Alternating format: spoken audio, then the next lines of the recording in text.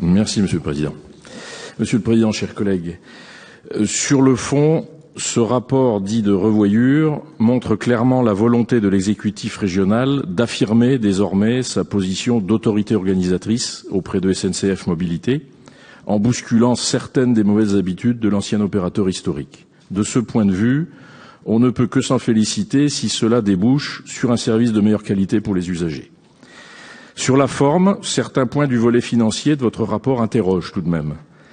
Sur l'objectif de recettes, par exemple, il est étonnant de ne pas avoir encore les chiffres 2017 définitifs, 5 mois après la fin de l'exercice, voire même de disposer de chiffres provisoires du premier trimestre 2018, pour donner une tendance, par exemple.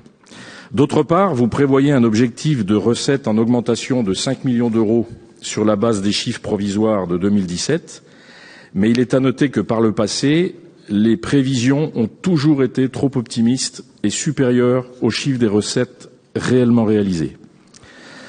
Par ailleurs, dans le cadre de la reprise des TET, la contribution de l'État à hauteur de 49 millions d'euros pour cette année a été calculée à l'époque sur la base d'une estimation du déficit d'exploitation envisagé. Pour autant, on constate que pour 2018, la contribution réelle d'exploitation sera déjà pour la région de 71 173 000. Même si au final, dans votre tableau, la contribution financière de 48 385 000 rentre effectivement et habilement dans l'enveloppe des 49 millions d'État. Comment se fait-il, par exemple, que la compensation pour tarifs militaires est multipliée par 3 entre 2017 et 2018, passant de 1 231 000 à 3 699 000. Moi, j'avais pas noté une telle augmentation des effectifs militaires dans la région.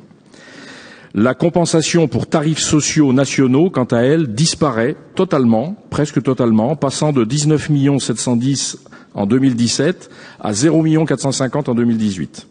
Juste une question.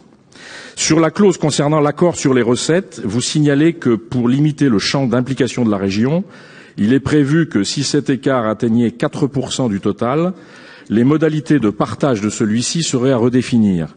Mais dans quel cadre ? Comment imposer à SNCF Mobilité de nouvelles conditions plus favorables à la région en dehors du cadre de la revoyure à mi-parcours ? Pensez-vous réellement que la SNCF consentira à supporter plus de 50% d'un écart à la baisse après avoir négocié la modification que vous nous présentez aujourd'hui? Enfin, concernant le sujet de la fraude déjà largement soulevé et qu'il sera sûrement encore, je voudrais insister en rapportant les nombreuses remontées d'informations provenant directement d'usagers des services ferroviaires. Le constat de la présence d'agents dans les trains et de leur passage régulier dans les voitures sans qu'aucun contrôle ne soit effectué.